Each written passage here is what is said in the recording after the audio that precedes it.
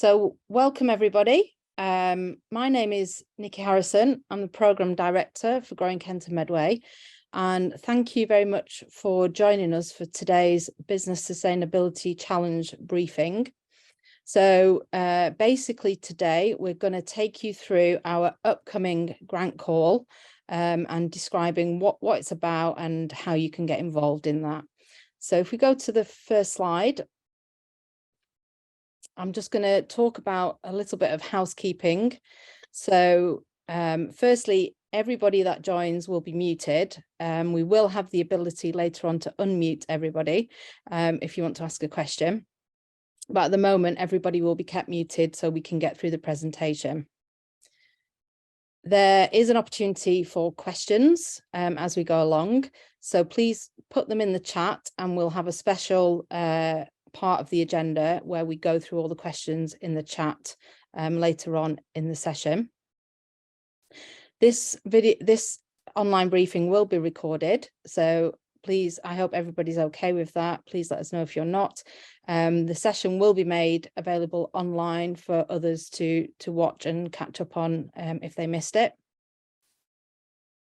And we're hoping we will get through this session in about an hour and 15 minutes. So that's just a little bit of housekeeping for us to be aware of ahead of the session. So if we move to the next slide, please, Lauren. Okay, I'm going to quickly go through the agenda, what we're going to talk about today. So I'm going to give a very, very quick introduction about Growing Kent and Medway and what we're here for today. Then I'm going to hand over to one of my colleagues, Robert Saville, who's going to take us through the competition outline, going through the areas addressed in pink on the slide that you can see in front of you. Then we're going to hand over to Lauren, who's our Senior Comms Manager, who's going to talk us through the application process and the timeline associated with that. Then we'll have the opportunity for the Q&A session. And after that, we will have the opportunity for a quick 10-minute networking session. And then we'll come back and wrap up and just talk about how to get in touch going forwards. So if we move on. So Growing Kent and Medway itself is a government-funded regional investment programme, and it's about innovation. We're here to support innovation in businesses in the Kent and Medway region in the sector of horticulture and fresh produce packaging and food and drink. So we're really there from primary production through to product development and manufacturing. So if we move on, we're a 5-year programme and we have we're funded by government to the tune of £18 million plus co-investment from different partners and stakeholders. And we are delivering a number of activities across the programme during this 5-year period. So some of the key elements of the Food Accelerator programme, I know a number of people on here today are already participated in that or have done. Another activity is the mentoring programme and networking events. But today we're here to talk about the R&D grant funding, and linked in with that is our inclusive growth agenda as well. So our R&D grant funding opportunities, we have a total pot of money of £5 million to give out in different ways for business innovation. So we have our large-scale collaborative R&D grants. We have currently run 2 rounds of those, and our latest round, the winners will be announced in May this year. And that's a total pot of money of £3 million that we will have given out for those particular types of grants. And then we have the small scale research and innovation grants, and these are divided into 2 types of funding. One are our early stage R&D and feasibility studies grants. So our business innovation vouchers, where you can work with a research provider in the Kent and Medway region to develop prototypes, to get some pump priming data for larger studies. And then the second part of our small scale research grants is the Business Sustainability Challenge, which is what we're here to talk about today. So with the Business Sustainability Challenge grant, we have a pot of money of £900,000 available to give out as grants. And then we have a final smaller pot of money of £500,000 as our technology demonstrator fund, which will be coming online later this year, early next year. So can we move on, please? One of the things I just want to highlight at the beginning of this online briefing is the fact that all our grants have a social value commitment attached to them. So you as a business, as a researcher, are accessing grant funding, public funds to support your innovation and research. And what we're asking is for you to then help give back into the community in various ways to support the sector that we're working in. So we'll talk a bit more about that later on. So next slide, please. I think this is my final slide before I hand over to Robert, but we have several points of contact, especially around our grants, and they are all online today, and they'll all be in the networking rooms. So I'll just introduce them now. We've got Sophie Packer from the University of Kent, we've got Parag Acharya from the University of Greenwich, and we've got Robert Saville from NIAB. So I'm going to hand over to Robert right now, and he's going to talk us through the competition scope. Thank you, Nikki. Yes, so today we are introducing the Growing Kent and Medway's latest funding competition, which is our Business Sustainability Challenge. So the challenge is for businesses to propose innovative ideas, processes, or technologies to support sustainable production, products and packaging in the fresh produce, food and drink supply chain. We want you to propose projects that help you to sustainably transform your operations in the fresh produce, food and drink supply chain, or create viable circular economies within the Kent and Medway region. A bit more about the grant. So this is a competitive funding competition, and successful proposals will receive direct to business grants, which can support your in-house innovation, research and development. We're looking to support short-term, high-impact, innovative projects with the grant funding available to cover £10,000 to £50,000 of costs, with the other, depending on the total project cost size. So a grant of 50% of the eligible project costs will be reimbursed at the end of the project. We encourage collaborations, so business-to-business collaborations, although single applicants are permitted.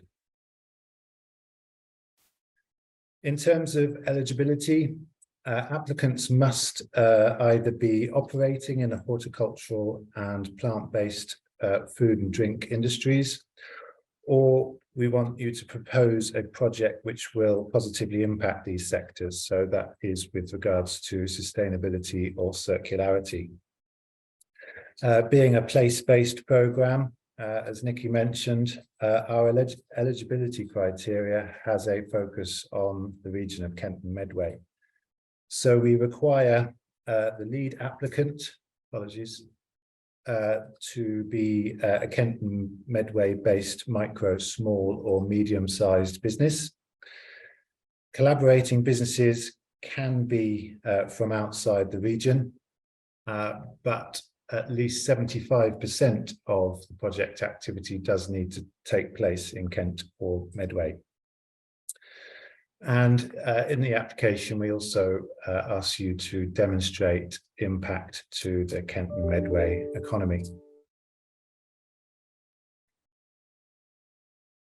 So Growing Kent and Medway is supporting businesses from our target sectors and geography to grow sustainably through innovation. And one of the ways we are doing this is through our grants programme, including this competition.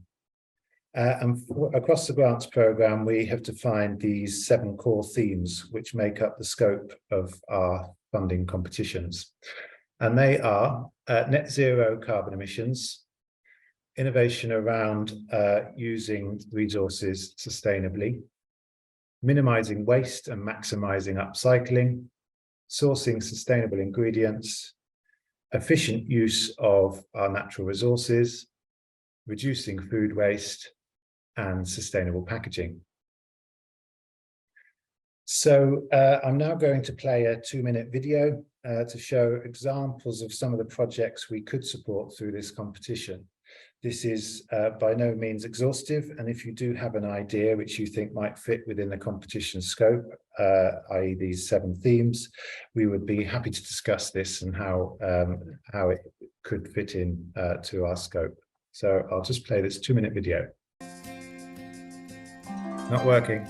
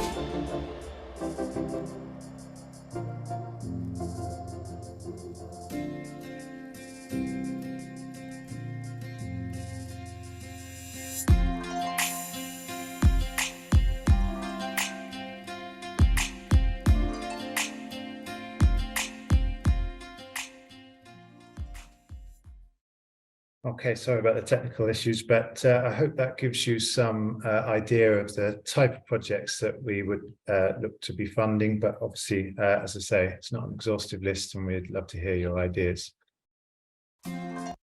So in terms of the assessment process, just to give you an idea of what we'd be looking for in an application, the first thing we would score on is scope. So whether your project is in line with one of the 7 themes that I've just presented. We'll also be doing subsidy checks, so checking that your business is within subsidy and state aid thresholds, and therefore eligible for receiving grant funding. Like I was saying, this is a competitive funding competition, so we will be assessing the quality of project proposed and only funding those that meet a quality threshold. We also have conditional requirements as part of the application process, and this includes our social value commitment, which I'll go on to explain shortly. If the scheme is oversubscribed, we'll be looking at other aspects. So collaborations will be prioritised over single applicants, and we will take a portfolio approach whereby we will ensure that our project portfolios that we're funding are spread across our thematic areas, our target sectors, and our geography that we are focusing grant funding at. I said I'd talk about our social value commitment. So this is building on what Nikki mentioned earlier on. So Growing Kent and Medway works to deliver inclusive economic growth. And in order to help achieve this, one of the ways we're delivering this is asking the recipients of our grant funding to give back to the region through community engagement. So at the application stage, we ask applicants to make a social value commitment and propose how you intend to deliver social value back to the community. And the amount of time committed will depend on the size of the grant received. I'm sorry, I haven't been progressing my bullet points, apologies. Further guidance will be made available once the applications are open, and this will be in the form of our social value guidelines. In terms of finance, a grant of 50% of the eligible project costs will be reimbursed at the end of the project, with the other 50% of project costs covered by match funding by the lead applicant and, if applicable, your collaborating partners. We're aware that this could create some cash flow issues, and in this case, we would advise that perhaps you could consider shortening the length of the project so they can be up to 8 months, but you can reduce the length so that cash flow is eased. Proof of payment will be required in order to receive the grant. And in terms of eligible costs for this grant competition, labour costs are eligible. So that is your employed staff working directly on the project. Overheads can be claimed at 20% of your labour costs. Material costs are so any materials that are used directly in the project can be considered an eligible cost. Capital usage, that is the usage costs of capital assets, can be included, but not capital purchases themselves. Subcontract costs are permitted, so that's up to 30% of your total project costs can go on subcontracting. That can either be with a commercial company or through a research organisation. Travel and subsistence is permitted for reasonable costs incurred by those named as in the labour costs. And then other costs are also permitted. So these are direct costs which are not covered in the other categories. So that can include things like rental or hire of equipment that you want to trial or pilot as part of this project. Also sort of usage space of workshops or laboratory that can have a cost associated with them, and you can evidence usage of those for the direct purposes of the project. Again, further guidelines will be made available when the application's open around what the eligible costs are, so further guidance under each of these categories, and also the evidence required for proof of payment. This is my last slide now, so just to note the legal requirements for receiving this grant. So successful lead applicants will be required to sign a contract with NIAB on behalf of who are acting on behalf of Grow & Kent and Medway. And Kent County Council will also be named on this contract because they are administering this competition on behalf of Grow & Kent and Medway. And this is the Kent County Council will be responsible for funding, collecting the proof of spend and reimbursing the lead applicant with the grant. The collaborating partners within the project we require the so if there are collaborating partners, we require the project partners to develop a collaboration agreement and a payment schedule between themselves, independent of Grow & Kent and Medway. And again, further guidance will be made available, and we will signpost to template contracts for collaborating partners. Okay, at this point, I'll hand over to Lauren, who'll talk you through the application process. Hi, everyone. So yeah, in terms of the application process, with timeframes, the application form will be available from the 3rd of April, when you'll be able to start submitting your proposals. The deadline for all applications is midnight on the 31st of May. and all applicants will be notified of the outcome by August. Projects can last for up to 8 months, but it's important to note that all projects must be completed by May 2024. So in terms of the form itself, we tried to make it as straightforward and as simple as possible. So it will be available on our website from the 3rd of April. But there's a link there, which I'll put in the chat for you. So there's 6 sections to complete. The first couple of sections are just contact details and top line company information. In the company declaration, you'll be asked to provide information about your turnover, balance sheet and number of employees. We'll also need information about recent subsidy and state aid, because all of our funding is in line with our UK subsidy control obligations. In section D, your company commitment will ask you to outline your social value commitment, as both Nikki and Robert have referenced. So that will be an indication of what your social value will look like. And again, more details and guidance will be provided for that.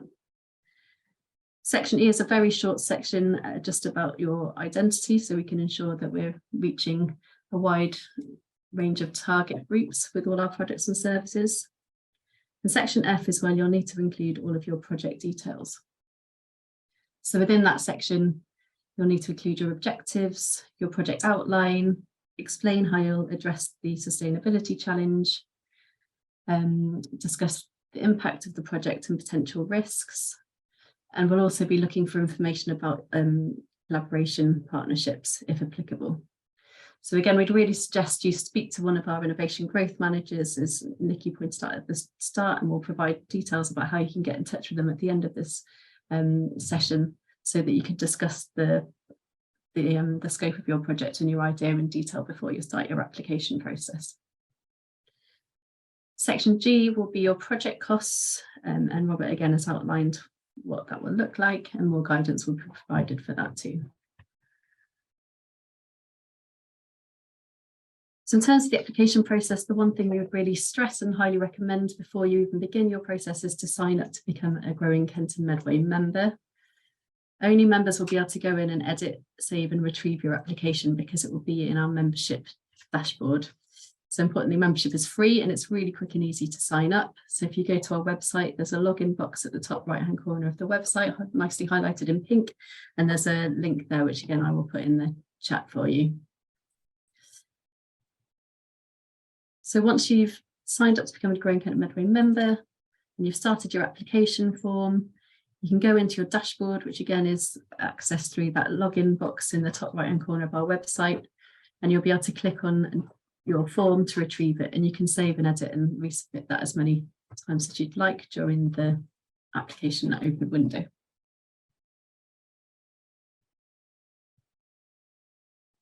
So one thing to stress is that when it is your final submission and you want to complete your form for the final time, there's a tick box at the end of the form where you confirm that it's your final submission. So you should only tick that once you're happy with your form. Ticking that and clicking save, that will go through to our assessment panel. And at that point, you won't be able to go back and re-edit your form and resave it. Again, further information will be provided on how to do that and how to find the form.